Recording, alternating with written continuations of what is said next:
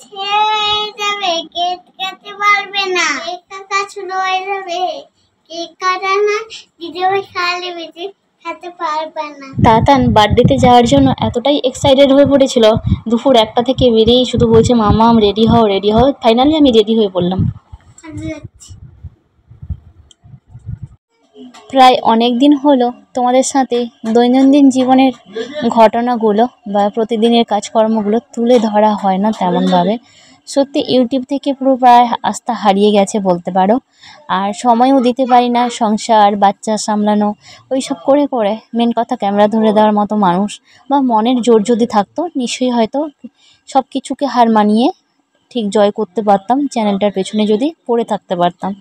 তো সত্যি বলতে সময় দিই না বলে হয়তো সাকসেস এখনও পর্যন্ত পেয়ে উঠতে পারছি না।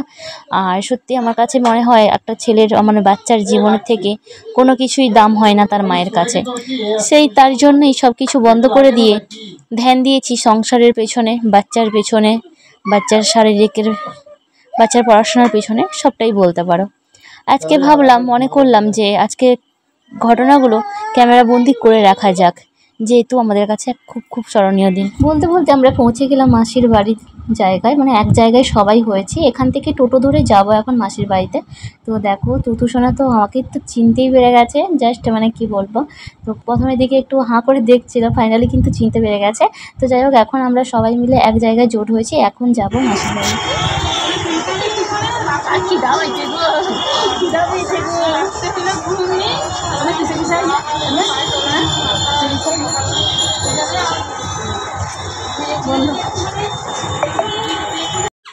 তো ফাইনালি আমরা পৌঁছে গেছি কিন্তু মাসির বাড়িতে। এসে দেখি সাজানো চলছে, এখনো কিন্তু কমপ্লিট হয়নি। খুব সুন্দরভাবে ডেকোরেশন করা হচ্ছে, তো খুব সুন্দরভাবে সাজানো চলছে, যদিও এখনো কমপ্লিট হয়নি। তো পৌঁছতে পৌঁছতে আমাদের সন্ধে হয়ে গেছিলো, তো খিদাও পেয়ে গেছিলো। তো চলো গিয়ে এখন চেঞ্জ করে খাওয়া দাওয়া করে তারপরে তোমাদের কাছে ফিরে আসছি।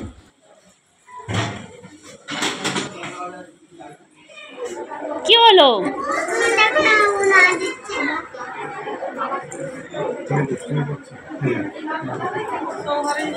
দেখলে দাদান কিভাবে তার বোনুকে গায়ে হাত দিতে দিচ্ছে না। তার কারণ তার জামাটা নতুন ড্রেস পরেছে, তো জামাটা নষ্ট হয়ে যাবে, তার জন্য ওইরকমই করছে। তো যাই হোক, গিয়ে পৌঁছে চেঞ্জ করে নিলাম। আজ একটা শাড়ি দিয়েছিল। আজকে কিন্তু বাড়িতে সত্যনারায়ণ পুজো হচ্ছে, তো আজকের দিনটা নাকি খুব ভালো ছিল, তার জন্য কিন্তু সত্যনারায়ণ পুজোর আয়োজন করা হয়েছে। তো চলে এলাম এখানে ঘরে দেখতে, দেখার পরে যাব খেতে। প্রচণ্ড পরিমাণে খিদে পেয়েছে।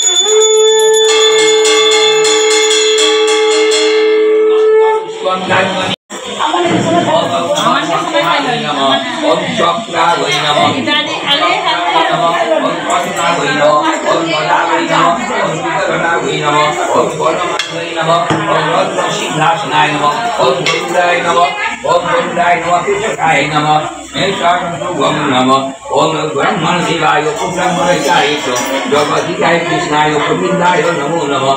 ओम श्री नमः विश्वल्प शिवाय श्री पद्मपद्मालय श्री सर्वतत्रायमान देवी महादेव।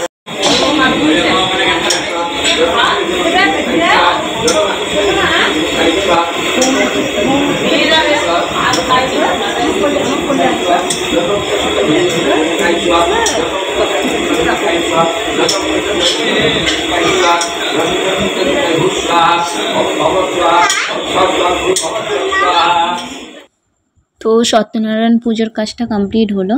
তো প্রত্যেক বছর এই মানে মাসিদের বাড়িতে সত্যনারায়ণ পুজো করা হয়। তো এবছর এমন দিন পড়েছে, মানে আগের দিন সত্যনারায়ণ পুজো, তার পরের দিন শ্রুতির বার্থডে হবে, এমনই করা হয়েছে। যেহেতু বাড়ি সত্যনারায়ণ পুজো হচ্ছে তার জন্য মন্দিরটাও একটু পুজো করে দেওয়া হচ্ছে। হরি মন্দির যেহেতু আছে, হরি মন্দিরে এখন হরিলুট হবে। তো চলো দেখতে থাকো। এখানে পুজো হচ্ছে, আসবি তো?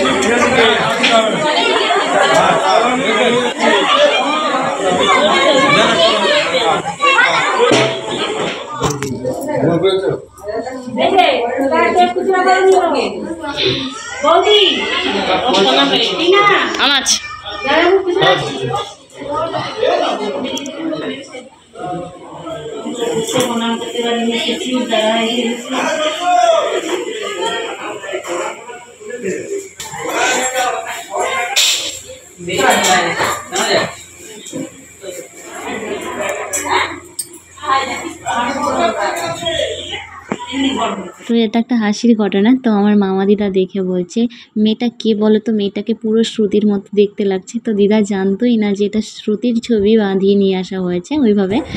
তো সত্যি খুব সুন্দর লাগছিল, আর এত সুন্দরভাবে সাজানো হয়েছিল শ্রুতিকে চেনাই যাচ্ছিল না জাস্ট।